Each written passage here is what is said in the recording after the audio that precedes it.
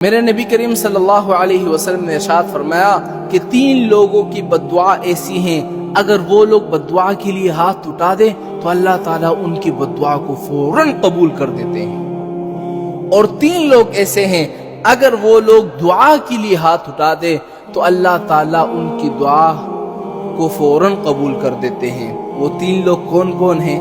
سنتے جاؤ۔ اگر یہی 3 لوگ آپ کے گھر کے اندر موجود ہو، اگر آپ کے پاس موجود ہو تو ان سے دعائیں لے لو، بد دعا کبھی نہ لینا۔ وہ 3 لوگ کون ہیں؟ سب سے پہلے مظلوم کی دعا اور بد دعا۔ اگر مظلوم نے ہاتھ اٹھا دیے بد دعا کے لیے تو اللہ تعالیٰ فوراً ان کی بد دعا قبول کر دیتے ہیں۔ اگر دعا کے لیے ہاتھ اٹھا دیے تو اللہ تعالیٰ ان کی دعائیں فوراً قبول کر دیتا ہے۔ دوسرا، مسافر کی دعا اور بد دعا۔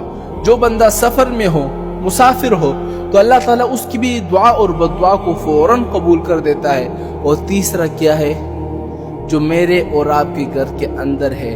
وہ تیسرا ہے حقوق الوالدین، والدین کی دعا اور بد دعا۔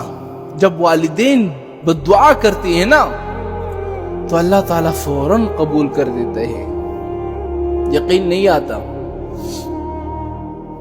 بخاری شریف میں ایک واقعہ نقل کیا ہے کہ حضرت جریش جو تھے بہت بڑے بزرگ، بہت بڑے ولی تھے، اور ہمیشہ اپنے عبادت میں مصروف رہتے تھے۔ اچھا، اس نے ماں کو ڈانٹا نہیں تھا، ماں سے بدتمیزی نہیں کی تھی، ماں کو تپڑ نہیں مارا تھا۔ اس نے پتہ ہے غلطی کیا کی تھی؟ سنتے جاؤ۔ حضرت جریش ایک دفعہ نماز پڑھنے میں مصروف تھے، نماز پڑھ رہے تھے، تو والدہ نے آواز لگایا کہ جریش، تو چونکہ وہ نماز پڑھ رہے تھے تو انہوں نے نماز نہیں توڑی، وہ آواز لگاتی گئی جریش جریش۔ جب اس بزرگ نے، جریش نے نماز کو ختم کر لیا، سلام کے بعد فوراً اپنی والدہ کے پاس چلی گئی، تو والدہ نے کہا کہ جب میں تمہیں اتنی دیر سے بلا رہی تھی کیوں نہیں آئے؟ اس نے کہا کہ اماں جان، میں نماز پڑھنے میں مصروف تھا۔ ماں کو غصہ آیا تو اس نے اسی وقت اس کو بددعا دے دی۔ بددعا کیا دی؟ اے اللہ، اس کو اس وقت تک موت نہ دینا جب تک یہ کنجریوں کو منہ نہ دے۔ اللہ اکبر۔ بس ماں کی بددعا تھی جو کہ لگنی تھی، کیونکہ حدیث میں بھی ہی آیا ہے۔ اور ایک شخص میرے نبی کے پاس آیا اور کہا کہ سب سے بڑے گناہ کون سے ہیں؟ آپ نے فرمایا سب سے پہلے یہ ہے کہ شہادت الظہور، جھوٹی گواہی دینا۔ دوسرا کیا ہے کہ الاشراک باللہ، اللہ کے ساتھ شریک ٹھہرانا۔ اور تیسرا کیا ہے؟ حقوق الوالدین، اپنے والدین کی نافرمانی کرنا۔ تو حضرت جریش ایک دفعہ اپنے عبادت خانے میں، آج بھی موجود ہے عبادت خانے جو ہے نا، خانقاہیں بنے ہوئے ہیں، ان کے اندر جو ہے وہ اپنی عبادت میں لگے ہوئے تھے۔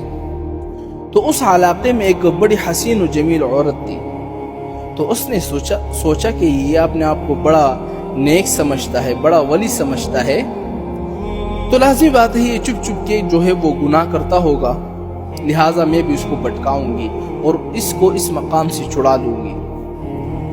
وہ عورت آئی تو اس نے حضرت سے اجازت مانگی کہ حضرت، میں آپ کے عبادت خانے میں عبادت کرنا چاہتی ہوں اور میں آپ کو بالکل ڈسٹرب نہیں کروں گی۔ حضرت نے اجازت دے دی۔